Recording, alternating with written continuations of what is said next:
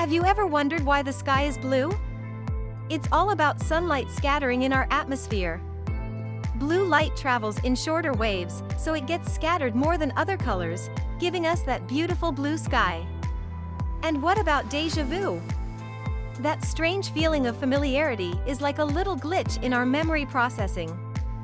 Then there are dreams, which help us process emotions and solve problems while we sleep. Cats purr for relaxation and even healing, while plants communicate through chemical signals and underground networks. The universe began with the Big Bang, expanding from a tiny, hot point. Laughter bonds us socially and releases tension, and our different blood types evolved to combat diseases. Allergies? They're our immune system overreacting to harmless substances, influenced by modern life.